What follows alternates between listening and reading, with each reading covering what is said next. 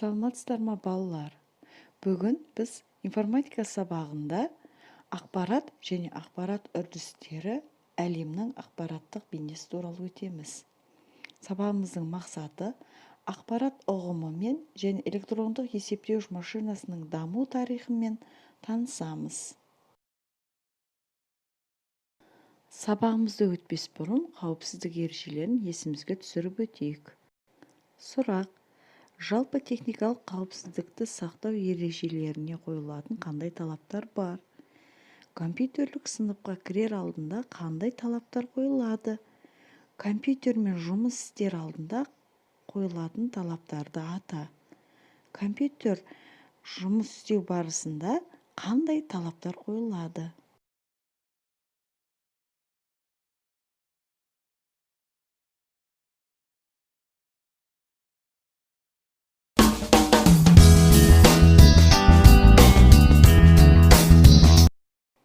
Ал енді балалар, жаңа сабағымызды ары қарай жалғастырайық. Ақпарат термині латынның information, яғни түсіндіру, баяндау деген сөзінен шыққан.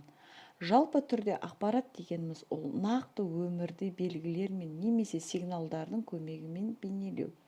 Жеке жағдайда ақпарат деп адамның қоршаған ортадан алатын мәліметтерін атайды. Ақпарат қоршаған ортадағы объектілер мен құбылыстардың параметрлері. Ақпарат шығу облысына қарай үшке бөлінеді: қарапайым, биологиялық, әлеуметтік. Қарапайым жансыз табиғатта болып жатқан құбылыстар мен процестерді бейнелейді. Биологиялық өсімдіктер мен жануарлар әлеміндегі процестерді бейнелейді. Әлеуметтік қоғамдағы адам туралы процесті бейнелейді. Әлеуметтіктің өзі екіге бөлінеді: көпшілік және жеке. Ақпарат көзімен қабылдаушысы. Кім ақпарат хабарласа, сол ақпарат көзі болып табылады. Ал кім ақпаратты қабылдап алса, онда ол ақпарат қабылдаушысы болып табылады.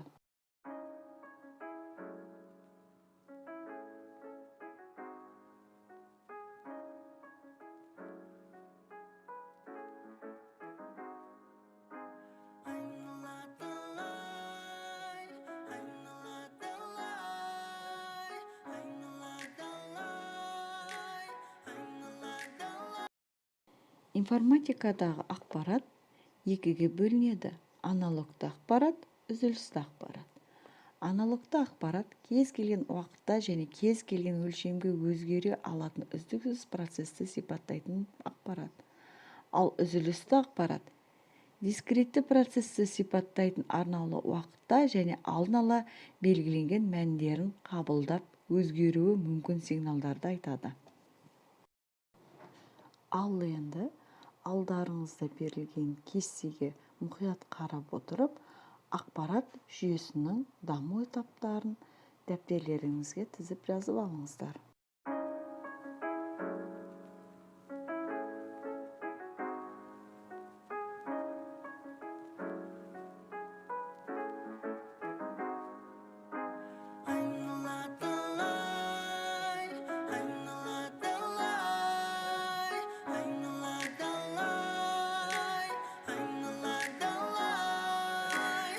Бәрі теп-тегіс, үйде бәрі мол.